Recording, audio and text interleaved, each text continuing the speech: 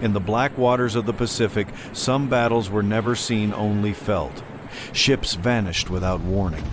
Guns spoke from the darkness. And men died never knowing who fired first.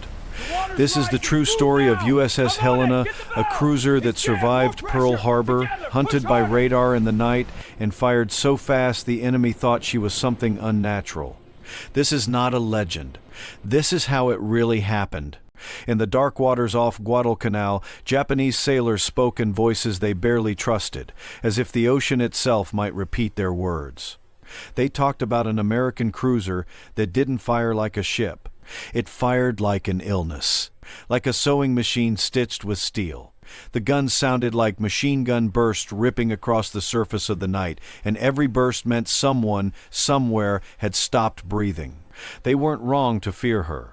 USS Helena, CL-50, survived what should have killed her at Pearl Harbor, then came back into the Solomons like a revenant, moving on radar, striking from darkness, leaving burning silhouettes behind.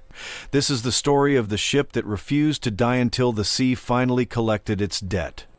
Before Helena ever fired a shot in anger, the world was already starving, economies collapsing, men lining up for work, hope rationed like food. In the Great Depression, the U.S. Navy began rebuilding, and in the Brooklyn Navy Yard, workers hammered rivets into steel as if they were sealing a vault. The St. Louis class was built on a new idea, not a floating fortress like a battleship, but a fast Predator firepower packed into a lean hull. Helena's keel went down in December 1936, and the men who shaped her plates didn't know they were building a legend and a grave. Every frame, every weld, every bolt was a promise. This ship would run toward danger at 32 knots and somehow keep running when others sank. Helena's measurements read like a blueprint, but they felt like a warning. 608 feet long, narrow beam, built for speed and knife fight maneuvering. But her real horror lived in her armament. 15 6-inch guns and 5 triple turrets and arrangement that could turn a night horizon into a strobe light of muzzle flashes. These weren't slow, ceremonial guns. The Mark 16s could cycle at a rate that made seasoned sailors swallow hard. In perfect conditions, 8 to 10 rounds a minute per barrel do the arithmetic, and you understand why enemies imagined something supernatural. A storm of shells, continuous and merciless, and behind every gun were sweating hands-loaders, trainers, spottersmen who would learn to feed steel into the darkness until the darkness fed back. She slid into the East River on August 27, 1938, christened with champagne and applause clean, untouched, innocent the way a blade is innocent before the first cut. Commissioned in September 1939, Helena spent her early life like a tourist with teeth, goodwill visits, exercises, ports that smelled of wine and diesel. And then Uruguay, Montevideo. There, her crew stared at the wreck of the German pocket battleship Graf Spee, scuttled after the Battle of the River Plate. Twisted metal resting in shallow water, a dead machine lying still. Young American sailors looked at it too long, as if the wreck might whisper what the future would feel like. They didn't know it yet, but they were staring into a prophecy. Ships can die fast, and men can disappear even faster. By September 1940, Helena joined the Pacific Fleet and settled into Hawaiian waters, where the days were bright and the drills were relentless. Gunnery practice until your shoulders ached. Damage control drills until you could run blind through smoke and still find the shoring timbers. Navigation, signaling, endless repetition turning civilians into sailors who could function under terror. As 1941 closed, Helena entered the Navy Yard for upgrades. New anti-aircraft guns were mounted because the Navy sensed what was coming, even if the nation didn't want to believe it. It was like fitting armor while hearing footsteps on your porch. The harbor looked peaceful, but peace can be an illusion made of sunlight. Beneath it, something was already moving. A plan, a flight path, an hour hand sliding toward a date that would burn itself into memory. December 7th, 1941. Helena lay moored in Pearl Harbor, a cruiser sitting where she wasn't supposed to be displaced, like a name written on the wrong grave. Across the water, battleships sat in neat lines.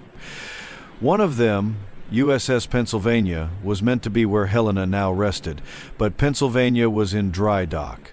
That small change paperwork, scheduling, routine became fate. Japanese aircraft came in low. A torpedo bomber pilot aimed for what he believed was a battleship. In haze and distance, Helena's shape was close enough.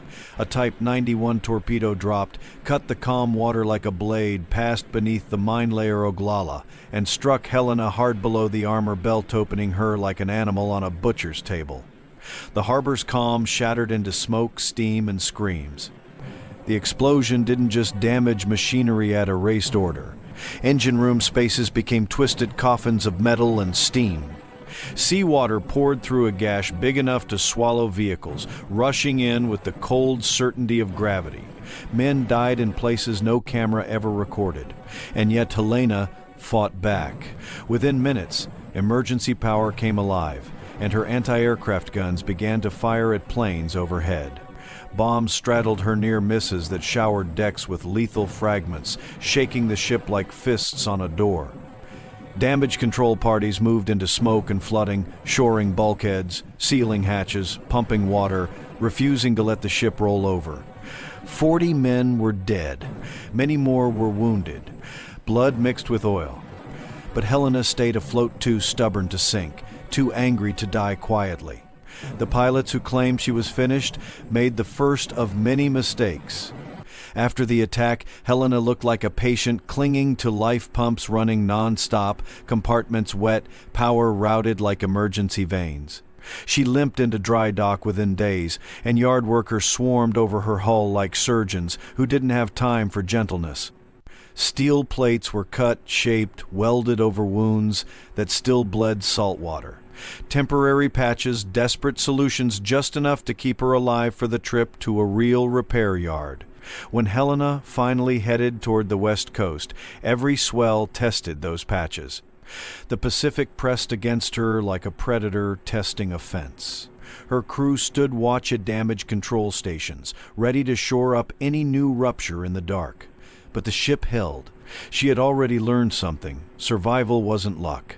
Survival was work hard, panicked, exhausting work done by men who refused to be buried inside steel corridors under black water. At Mare Island, Helena wasn't merely repaired, she was upgraded into a new kind of killer.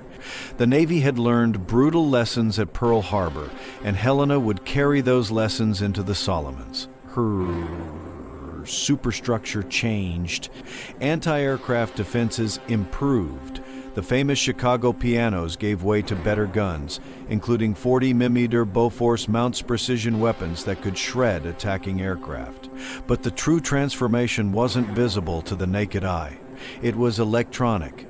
Helena received SG surface search radar, and with it came a terrifying advantage. She could see enemy ships through darkness, rain, smoke through the lies the night told. Paired with fire control radar, Helena could fight blind, tracking targets on a screen and placing shells where human eyes couldn't. In the coming night battles, this would feel like witchcraft to those on the receiving end. Under commanders who understood what they were carrying back to war, Helena's crew trained with a sharpness that bordered on obsession. Gunners drilled until loading became muscle memory, hands moving without thought, because thought would slow you down when shells started landing. Damage control teams practiced sealing compartments and fighting fires until their responses became reflex because hesitation meant drowning. Men spoke of revenge in low voices, not like boasting, but like a promise they weren't sure they'd live long enough to keep. When Helena passed beneath the Golden Gate in mid-1942 and headed toward the South Pacific, the crew lined the rails. Some waved toward shore. Others stared west into the empty horizon, knowing the ocean ahead had already killed ships bigger than theirs. Helena wasn't a battleship or a carrier. She was something leaner built to sprint into the throat of darkness and bite. The Solomon Islands weren't just a battlefield, they were a grinder. Jungle, disease, humidity that never let you feel dry, and waters that became a cemetery so crowded it earned a name, Ironbottom Sound. Guadalcanal mattered because of its airfield, and because controlling it meant controlling the sky, meaning ships at sea could live or die under aircraft. At night, Japanese destroyers and cruisers ran down the slot, reinforcing troops and bombarding positions quick runs, meant to vanish before daylight brought American planes. Helena arrived in this world like a loaded trap.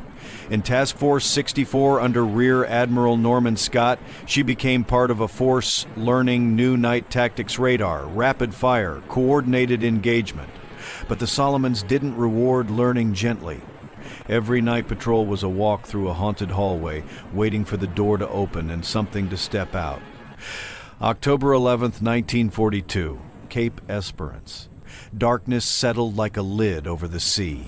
Helena's radar operator stared into the scope green glow, faint contacts, blips that meant ships and men and guns.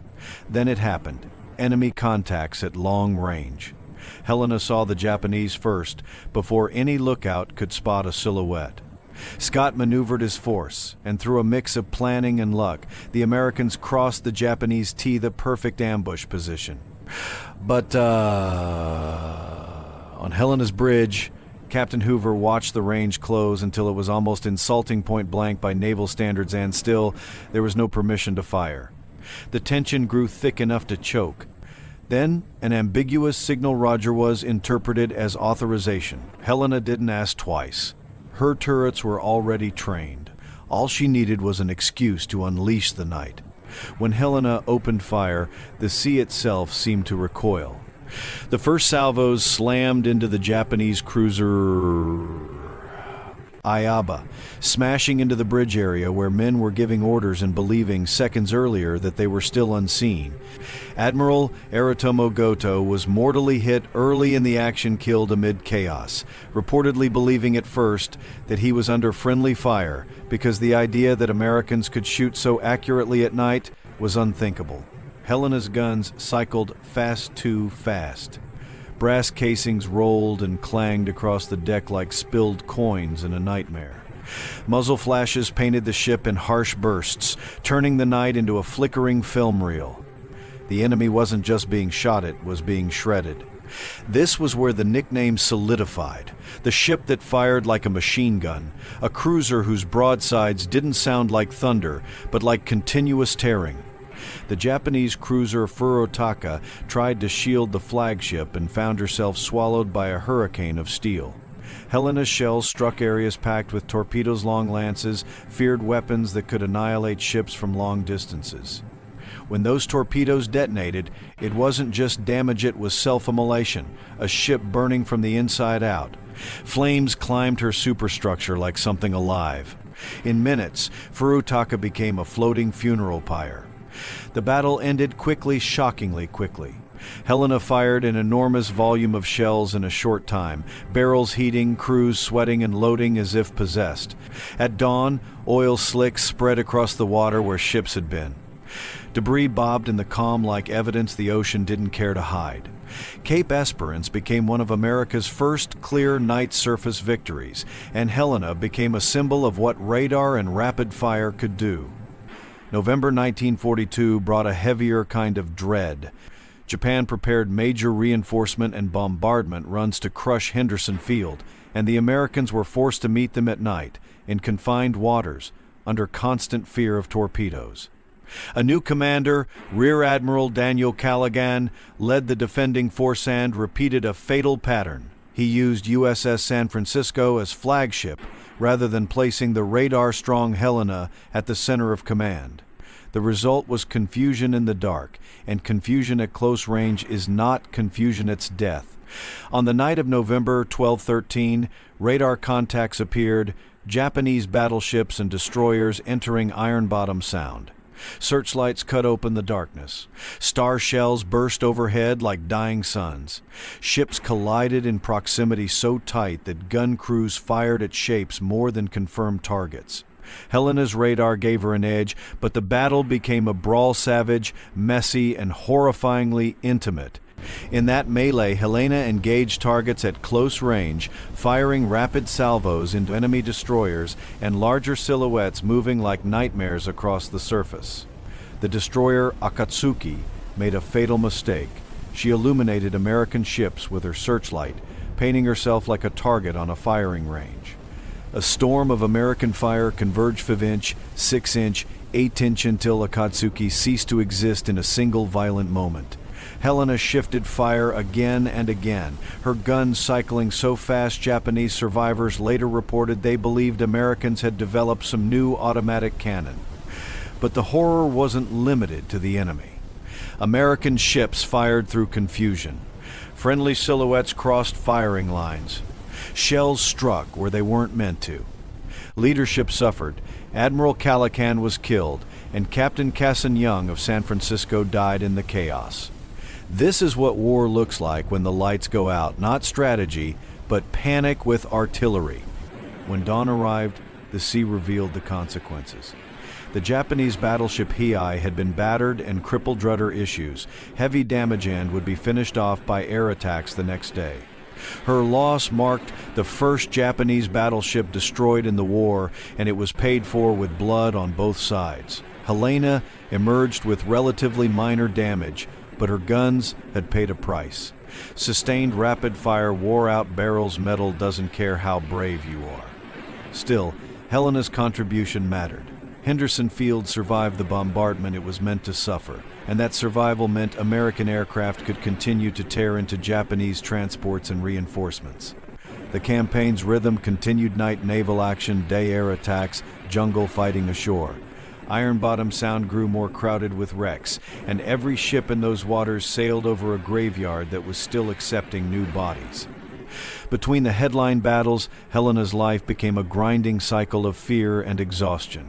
Submarine alerts at dawn and dusk by, 'cause that's when periscopes like to hunt. Bombardments by day, turning jungle positions into shattered moonscapes. Night patrols along the slot, radar operators staring at green screens until their eyes felt burned. Tropical diseases hovered like invisible enemies, and the heat never truly left your skin. The crew developed that hollow, distant look veterans carry, the 1,000-yard stare, because constant danger forces the mind to protect itself by going numb. And yet, men still did their jobs. They cleaned guns. They checked watertight doors. They ran drills. They stood watch with salt on their faces. Because in the Solomons, survival wasn't heroic, it was routine. You survived one day, then you survived the next, until the day you didn't. Helena's crew built strange little rituals to keep their humanity intact.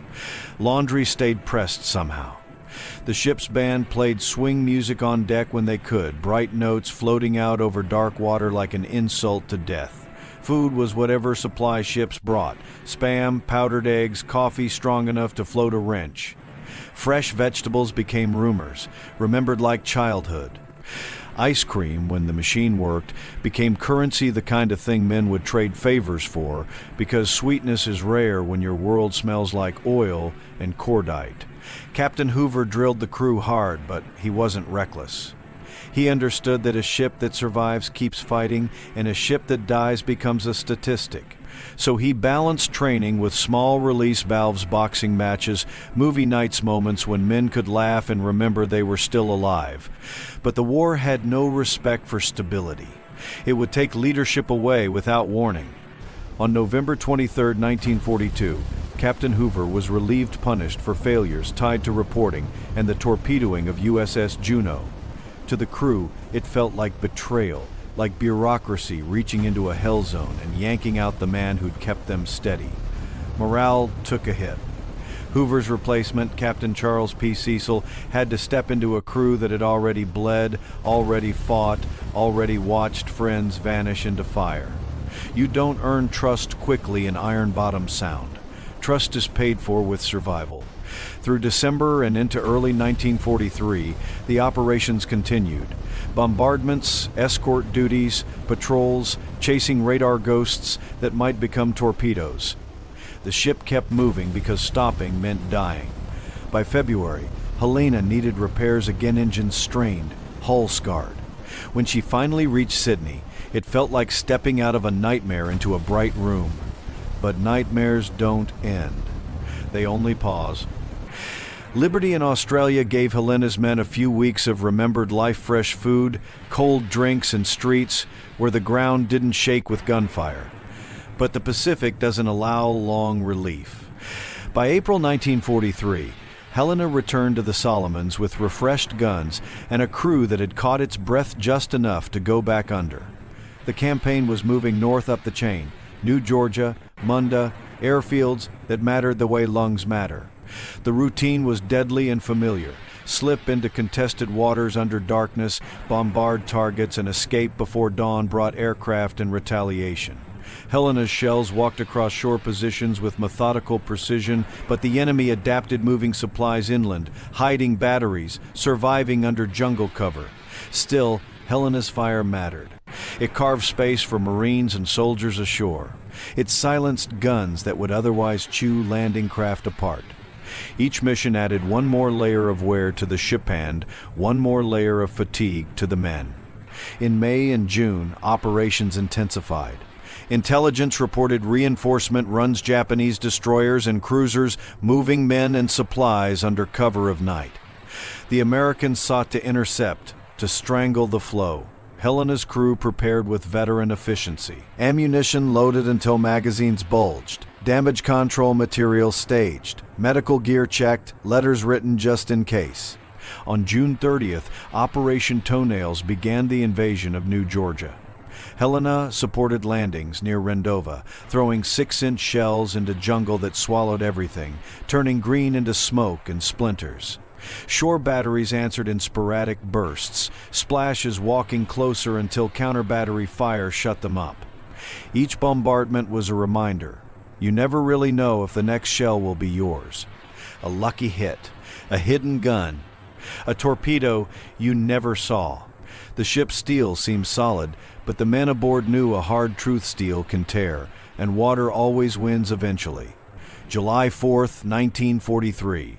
Independence Day found Helena bombarding Munda under heavy anti-aircraft fire. Black puffs of flak dotted the sky like bruises, and Helena's own AA guns responded, sending tracers upward in bright, vicious lines fireworks made of murder. Later that evening, she refueled at Tulagi, taking on oil and ammunition for yet another night run. Intelligence reported a Japanese reinforcement group moving another Tokyo Express sprint down the slot, destroyers carrying troops and supplies. Task Force 68 would intercept in Kula Gulf. The crew felt it before anyone said it out loud. Maybe it was the full moon forecast too bright, too exposing. Maybe it was the reports that Japanese tactics were changing, that they were learning how to counter radar advantages. Or maybe it was just the law of averages, the cold arithmetic of survival finally coming due. Helena had survived too many close calls. The sea doesn't like being cheated.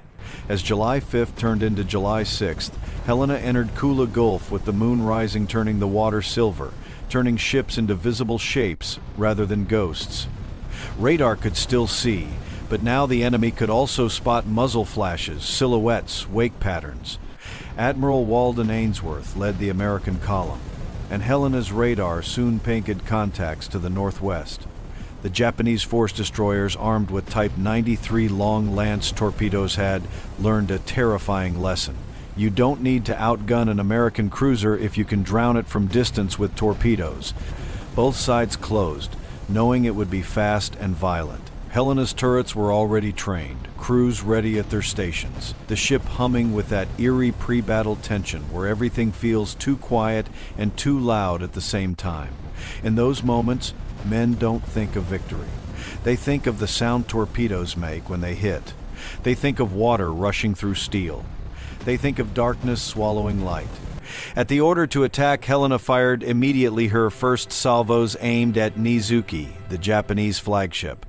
The range was comfortable for her veteran gun crews, and the radar-directed fire hit with brutal speed. Nizuki was torn apart, bridge smashed, torpedo warheads detonating, hull ripped open. Admiral Teruo Akiyama killed early in the action. But even as Nizuki died, the Japanese destroyers did what they had perfected. They launched mass long lance salvos and turned away at high speed. Dozens of torpedoes raced through Kula Gulf silent, fast, and nearly invisible. Helena shifted fire to other targets, still chattering shells into the night. But something had changed. Her flashless powder, carefully hoarded for night engagements, began to run out. And when it did, the darkness learned exactly where Helena was. Her gun flashes became a beacon, marking her like prey. In war, the moment you shine too brightly is the moment something in the dark starts moving toward you. When Helena switched to standard propellant, every salvo lit the night like lightning. You could see her from miles away, and the enemy needed no magic, now only geometry. Torpedo directors could plot the flashes, calculate the track, and send steel sharks to the exact spot the light came from. Then came the hits. One torpedo struck forward catastrophic, violent enough to feel unreal.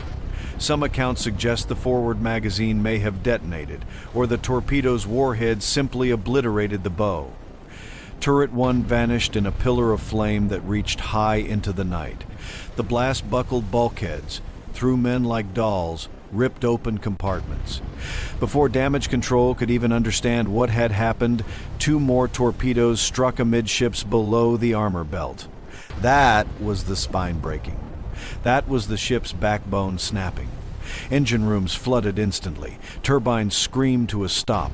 Power failed, and corridors went blacklit only by emergency lanterns and fires that didn't care about orders. Captain Cecil understood immediately. These weren't wounds. This was the end. The order came, abandon ship. For a moment, it didn't feel possible because Helena had survived impossible things already. But a broken keel means a ship is no longer one ship. It becomes pieces. And Helena began to jackknife, steel groaning like an animal. Even then, her gunners kept firing. Aft turrets continued to spit shells as water rose, crews refusing to leave posts until the last moment, as if the act of shooting could hold the sea back. Turret 4 fired until seawater flooded handling spaces.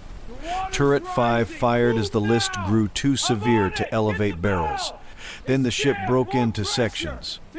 The bowl, ready devastated, disappeared.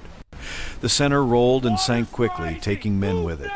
The stern floated independently, crowded with survivors clinging to twisted steel.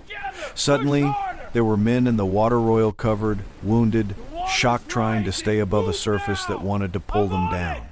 The battle had turned into something worse, survival in open sea under threat of return attack. Destroyers moved in USS Nicholas and others risking torpedoes and gunfire to pull Helena's men from the water. Crews formed human chains to haul oil-slick bodies aboard, fingers gripping wrists, wrists gripping life. But dawn was coming, and dawn in those waters meant aircraft Japanese planes hunting slow targets, strafing survivors like fish in a barrel. Admiral Ainsworth faced a decision no commander wants to make: stay and save more, or withdraw and keep the task force alive. Nicholas and Radford rescued hundreds during the night. Around 739 survivors pulled from water and wreckage, but many were still out there. Radar showed enemy ships still in the area. With daylight near, Ainsworth ordered withdrawal. The rescue ships turned away, leaving hundreds behind. Imagine watching your lifeline fade into darkness, engines carrying it away, while you bob in oil and blood with sharks below. That's when the real horror starts, when you realize the battle is over and you're still not safe. The morning sun rose like a punishment. Salt water burned into wounds. The tropical heat baked skin until it cracked. Men clung to wreckage, to rafts, to each other. Sharks drawn by blood and vibration circled, not always attacking, but always present, like a threat you could feel even when you couldn't see it. On the floating stern section, Lieutenant Commander John L. Chu organized survivors, because chaos kills as surely as torpedoes. Supplies were ration food, water, medical gear salvaged from the stern. Watches were set, discipline maintained. When Japanese float planes appeared and strafed the survivors, men dove beneath the twisted steel for cover, hearing bullets hit metal and water like a hailstorm. That night, rescue attempts were driven off by Japanese warships.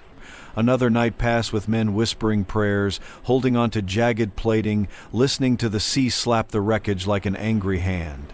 People slipped away, wounded men, exhausted men vanishing under the surface with barely a ripple. If not for coast watchers and islanders, Helena's survivors might have joined the wrecks beneath them. Reverend A.W. Sylvester on Vela La Vela reported survivor positions and coordinated help with local scoutsmen who knew the islands the way sailors knew their ships. On the night of July 7-8, rescue forces returned Nicholas and Jenkins, with fast transports to pull more men from the water and from the floating stern. Boats and rubber rafts moved through darkness, hands reaching, men coughing up seawater and oil. During the rescue, the stern finally sank as if the ship had waited to let go until it had given everything it could.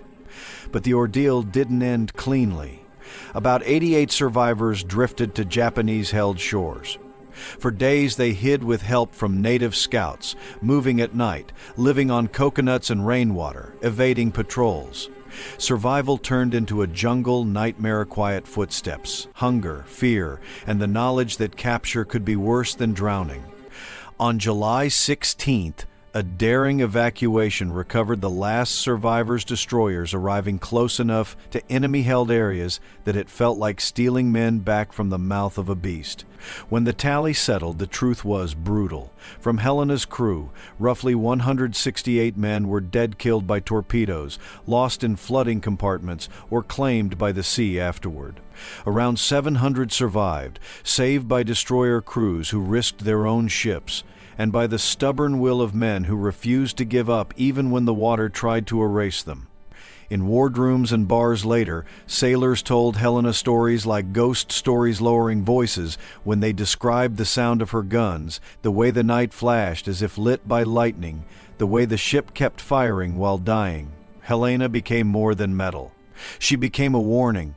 The ocean doesn't care how famous you are, but it respects a ship that makes it work to kill her. Helena's legacy didn't stop with her sinking. Her battles pushed the Navy to refine radar. Doctrinite fighting wasn't about sharp eyes anymore, but sharp electronics and disciplined communication. The importance of powder choices, flashless charges versus standard propellant became a hard lesson written in lives. Damage control procedures were studied, revised, argued over in classrooms far from the Solomons, because every bulkhead failure and flooding path mattered. Helena's name collected honors, 7 battle stars, and the prestige of unit recognition for extraordinary service. But for the men who served on her, the awards weren't the point. The point was the sound they couldn't forget, that rapid-fire roar, too fast for a ship to feel normal. The point was the faces that vanished in engine rooms at Pearl Harbor and the men who slipped beneath the water at Kula Gulf. For survivors, history isn't dates. It's sensation, smell of oil, burn of salt, the metallic taste of fear. Decades passed, and Helena rested unseen in deep water. The exact location was unknown for a long time, and that mystery gave her story another layer, like a missing body in a crime scene, a death without a grave. Survivors grew older, reunions became smaller, chairs left empty for men who had once laughed on a deck in the tropics. They spoke about the ship as if she were still alive, because in a sense she was alive in memory, in nightmares, in the way a sudden metallic sound could make a veteran flinch. Then, in April 2018, the wreck was found by Paul Allen's research team. Deep ocean cameras revealed the ship in about 800 feet of water. They found her hull, number 50, still visible on the stern. Turrets remained trained outward, as if the ship never accepted the order to stop fighting. For families, the discovery was closure. For the sea, it was proof. It keeps what it takes, but sometimes it allows the living to look in and see the truth. Today, Helena is a war grave. Coral grows on steel that once shook with gunfire. Fish swim through passages where sailors once sprinted during general quarters, shouting orders into smoke. The wreck sits in darkness, but it isn't empty of meaning. It is a monument to a style of combat that defined the Solomon Islands night surface battles, where radar screens were the only eyes and a single torpedo could erase a ship's life in seconds. Helena represents the men who fought in those waters, officers learning new warfare in real time, sailors who became experts in fear, damage controlmen who fought floods like they were living enemies. She embodies the strange truth of war. A ship can be both machine and myth, Built by workers who needed jobs, crewed by boys who became men too fast, she was democracy made steel until steel cracked, and democracy floated in the water praying for rescue. But to stretch this story into a full hour of dread, you have to step closer to the details that make a ship feel haunted. Imagine the radar room at night. Green glow, cigarette smoke, murmured ranges, numbers that decide whether you live. Imagine the gun crews, sweat, heat, metal, the constant slam of loading trays, the ear-hammering percussion of rapid fire. Imagine what it's like to know your ship is feared because your guns speak too quickly for the enemy to understand. Fame is a target. The enemy doesn't just want to beat you, they want to silence you. Helena's men knew they were hunted after Cape Esperance because Japanese survivors talked. Intelligence traveled. And when you're hunted at sea, the fear is worse because there is nowhere to run. Only water in every direction, and the certainty that when you sink, the ocean will not rush. It will take its time. Let's go back to Pearl Harbor for a moment, not as history, but as horror. That torpedo didn't hit a ship. It hit a living structure filled with people. Steam lines ruptured. Compartments went from breathable air to lethal heat instantly. Some men had no chance to climb ladders. Some died without knowing why their world became fire. Above them, others were trying to bring guns online, trying to aim at aircraft while their ship bled from below.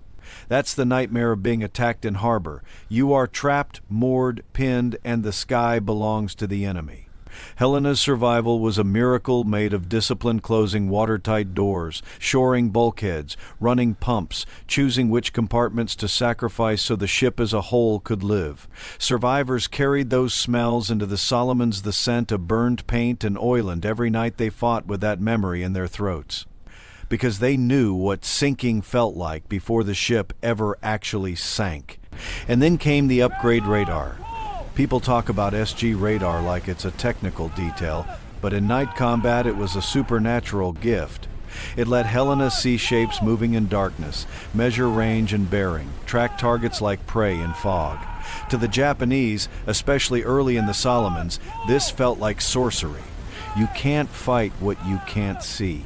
You can't dodge shells fired by an enemy who already knows where you are. Helena became dangerous in a way that didn't rely on size, armor, or prestige. It relied on knowing first, seeing first, firing first. And when Helena fired, she did not do it politely. She did it continuously. At Cape Esperance, it wasn't just gunfire, it was a relentless mechanical rhythm, a crushing repetition that made time feel broken. When the enemy tried to respond, they were already behind. Night fighting became less a duel and more an execution until the enemy adapted, learned, and brought torpedoes to punish the ship that thought it owned the dark. Kula Gulf proved that adaptation. Japanese destroyer tactics matured, launched torpedoes early, en masse, then turn away, let the sea deliver the blow. Long lance torpedoes weren't just weapons, they were predators. Big warheads, long range, high speed. They didn't announce themselves with noise until it was too late, and their wakes were hard to see in darkness or moon glare. Helena's gunfire killed Nizuki quickly, but in doing so, she also revealed herself. The moment her flashless powder ran out, the sea around her became a stage, and she became the brightest actor. Muzzle flashes gave the Japanese what they needed: fix on position, predict track, time the strike. This is the cruel irony. The thing Helena was famous for, her rapid fire, helped mark her for death. Every salvo said, "Here I am." And the enemy listened. And the enemy answered with torpedoes that did not care how many shells Helena could throw. Steel does not argue with water. It only breaks. When the torpedoes hit, Helena's body failed in the most terrifying way possible. Not a slow sinking, but a sudden dismemberment. A bow explosion violent enough to feel like a detonation from within. Bulkheads buckling, compartments collapsing. Machinery spaces flooding instantly. Power dying, which means pumps die, lights die, communication dies. Imagine being below decks as the ship goes dark, with water rising and the only light coming from flickering emergency lanterns and fires licking along passageways. Smoke and seawater together choking, blinding. Men grabbing for ladders, for hatch combings, for anything leading upward. The ship breaking means decks tilt beyond what your legs can handle. Everything becomes slippery oil, water, blood. And then the order, abandon ship. An order that doesn't mean leave safely. It means leave now or drown. On deck, gunners kept firing because leaving felt like admitting death. Some men kept their hands on hot metal until the water took the gun from them. The moment you hit the water after a ship explodes is its own kind of hell. The sea is not soft. It slaps the air from your chest and steals your breath. Oil coats your skin, makes you slick, makes you cold even in tropics. Wounded men struggle to swim. Some can't. Some scream until they swallow seawater. The ship's wreckage becomes both salvation and danger-jagged steel edges, shifting debris, sections that could roll and crush you. And above all of it, the fear that the enemy will finish you. Helena's survivors were not simply shipwrecked. They were shipwrecked in contested waters, where Japanese destroyers and aircraft could return. That's why Nicholas's rescue run is heroic in a way that's easy to forget. A destroyer stopping in torpedo waters to pick up men is like a man standing still in the middle of a shooting gallery to pull others to safety. You do it because you refuse to accept the ocean's claim. You do it because those men are yours. But even the brave have limits, and dawn is a limit written by physics. With daylight, aircraft can see you. With aircraft, you can be erased. Ainsworth's withdrawal order condemned some men to more hours in the water, but it kept the task force from being slaughtered at sunrise. The survivors left behind endured the slow torture of exposure. Sunburn that becomes blistered pain, dehydration that turns thinking into fog, salt water that makes wounds feel like they're filled with knives. Sharks turned circles beneath them, sometimes taking the dead, sometimes testing the living. The floating stern became a strange island of metal and fear, and choose discipline mattered because panic kills quickly in groups. Men argued. Men cried. Men went quiet. The sea makes cowards and heroes without warning. Sometimes the same man becomes both in the same hour. The survivors learned to ration hope the way they rationed water, carefully, because running out meant surrender. Coast watchers and islanders changed the ending. Their radios and local knowledge created a thread of connection between the drifting survivors and American forces. Without that thread, the survivors might have become another unsolved disappearance. Rescue operations returned under darkness, boats slipping through black water, hands pulling men from wreckage. And still, some survivors weren't with the main group. Some drifted to enemy-held land. Their ordeal became a different horror. Hiding in jungle, listening for patrols, relying on islanders who risked their own lives to guide them. No gunfire, just tension, hunger, rainwater in cupped hands. Moving at night, sleeping in wet darkness, knowing a single mistake could mean capture. When the final evacuation came, it was a theft from the enemy's reach. These rescues are often footnotes in battle narratives, but they are the beating heart of the story because they prove that even after the ship is gone, the fight continues, and the ocean doesn't get to decide everything. If you're building a history channel, this is the minute where you zoom out because Helena isn't just a ship story. She's a chapter in how naval war changed. Radar ended the era where night belonged to whoever had better optics and better instincts. Rapid fire ended the notion that only the biggest guns mattered. But Kula Gulf reminds us of the other truth. Torpedoes can make all of that irrelevant in a heartbeat. Helena's combat record influenced tactics, how cruisers and destroyers coordinated, how commanders used radar information, how fleets managed muzzle flash discipline. Even the tragedy of her sinking fed into doctrine. Protect your position, conserve flashless powder, don't turn your own guns into a lighthouse for torpedo aiming. War writes textbooks with wrecks. Helena's wreck became one of those lessons resting under the sea like an underlined sentence no sailor wants to read aloud. And for the men who survived, the lesson wasn't tactical. It was personal. The sea can take your ship in minutes, but it can take your friends forever. This is also where you return to the human scale. Helena's crew were not mythic warriors. They were farm boys, city kids, mechanics, clerksmen who learned to load shells and patch holes because history demanded it. Their daily life mixed the mundane with the lethal.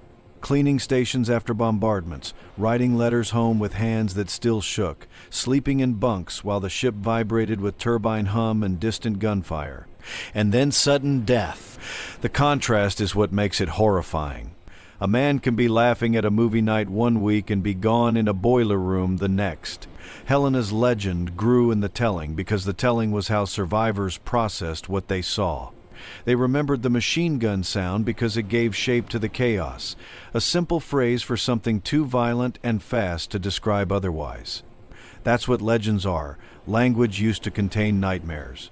And Helena earned her legend honestly firing until her barrels were worn, fighting until her keel broke, and still refusing to stop until the sea forced silence. The discovery of Helena's wreck in 2018 matters, not because it changes history, but because it anchors memory to a place. For decades, Helena's resting spot was uncertain, and uncertainty keeps wounds open. When deep-sea cameras found her in the darkness, they found details that hit like a punch. Hull number 50, still there. Turrets trained outward.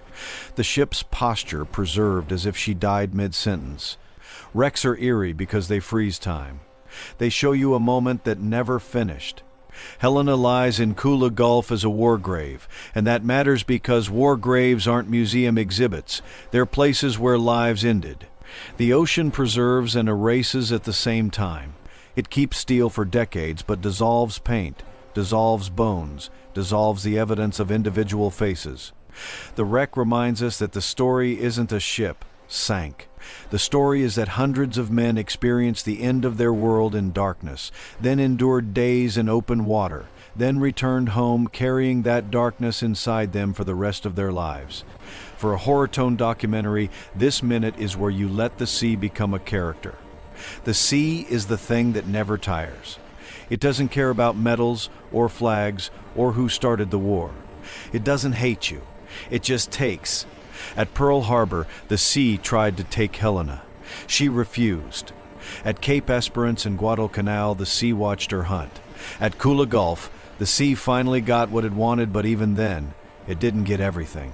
Because survivors were pulled back from the surface, stolen from drowning and sharks and bullets. Helena's final act wasn't just firing guns. It was holding enough wreckage afloat long enough for men to cling to it. That's why the ship that refused to die line works.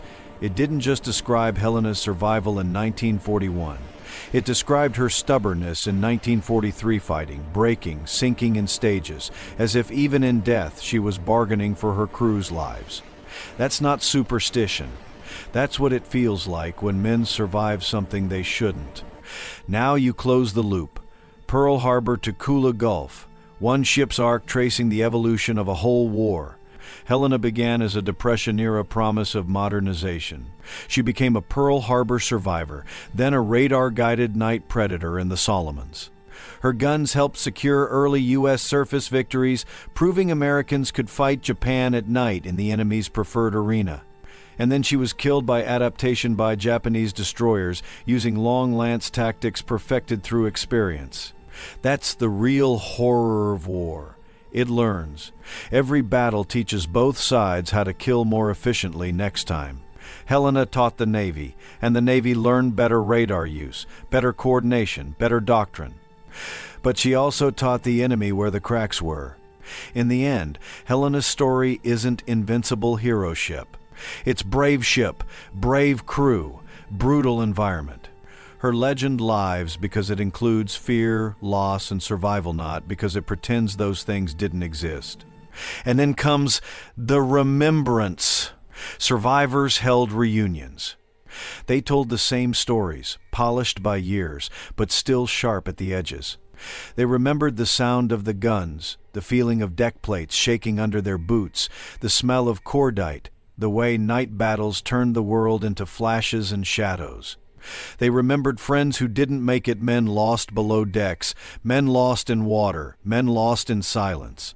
History books record numbers, but veterans remember names. They remember jokes told in mess lines, voices heard on watches, hands that helped carry ammunition. Helena's honors battle stars, commendations matter, but they aren't the heart. The heart is 868 lives bound to one hull, sent into a place where the sea was already crowded with wrecks. The heart is the destroyer crews who went back into torpedo waters for men they could have left behind. The heart is the coast watchers and islanders who guided survivors through jungle and darkness. That is the human chain that defied the ocean's claim. For the final stretch, you let the wreck speak without words. Imagine the ROV lights cutting through deep water particles drifting like ash in a cathedral. The camera glides over a hull that once shook with speed, now still. Coral grows where sailors once ran. Fish swim through openings where shells once traveled. And they're 50, a number that once meant a production line identity, now a headstone. The turrets remain trained outward, frozen as if waiting for targets that will never appear. It's haunting because it suggests intention, but really it's physics and sinking angles preserved by depth. Still, humans can't help reading meaning into it because we need meaning to process loss. Helena rests in a place where sunlight never reaches, where sound is different, where time moves slowly. And yet her story keeps surfacing, pulled upward by memory, by documentaries, by the desire to understand how ordinary people endure extraordinary terror.